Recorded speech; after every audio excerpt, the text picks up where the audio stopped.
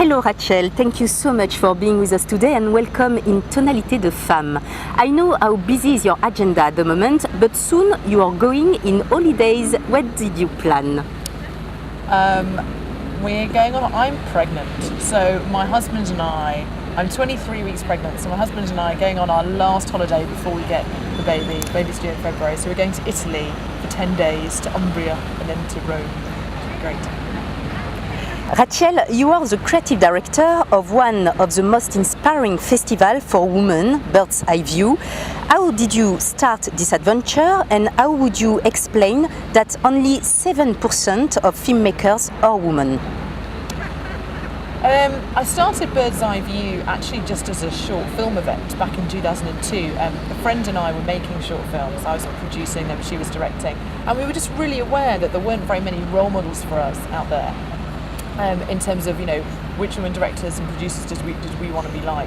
And so we decided to, when we premiered our first short film, we decided to create an event and bring other emerging women filmmakers together. So we had 5 different short films by emerging women filmmakers, and we called the event Bird's Eye View. And once we'd done that and we marketed it and we sold out and there was a huge buzz around it and a big kind of demand for more of the same really. And I think then I kind of fell in love with the idea and realised what it could become and how much bigger it could become and how bigger it could become as a festival and a different kind of platform for women.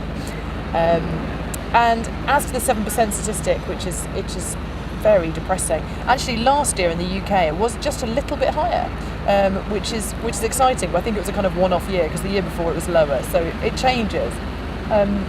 But why it's so low is a very complicated question. I think one interesting factor is that most women go into producing roles and managerial roles and assisting roles rather than the directing. So that's quite interesting as to why that happens. I think part of that is job security. Part of that is, I think women can sometimes nurture other people's creative vision at the expense of their own. That seems to be something that women tend to do a bit more than men. That's one of those generalisations that you have to be careful with. And there's also issues about, well, it's incredibly hard for anybody to get a film made, really. And to do that, you have to hustle and you know, persuade so many people to give you loads and loads of money to make this film, which you believe must be seen by millions and millions of people.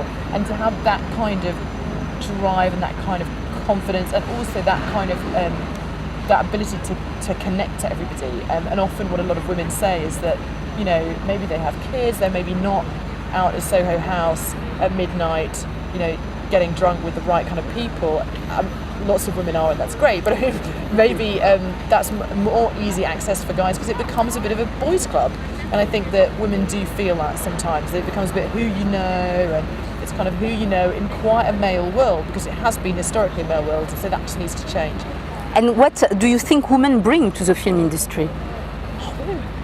Women bring, the thing is that women bring equally as much as men. You know, men bring a huge amount to the film industry. It's just that we also need women to balance it off. It's just the imbalance that's weird.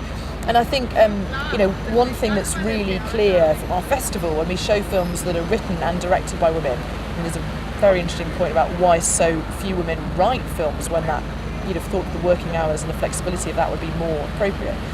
But what happens at the festival is you just see film after film after film with really strong female characters, really complex, really real, really tangible, really conflicted emotionally, kind of as I think most of us are. and what you tend to see in mainstream cinema, which is very male dominated, is very one-dimensional. The woman is the sidekick to the leading man, and male actors are allowed to mature and get older and grow into parts and have parts written for them and develop into their prime as they get a lot older, actually, whereas female actresses are kind of knocked off at a very early age when they're not quite so skinny anymore or something boring. So that's I think a really crucial impact of the statistics.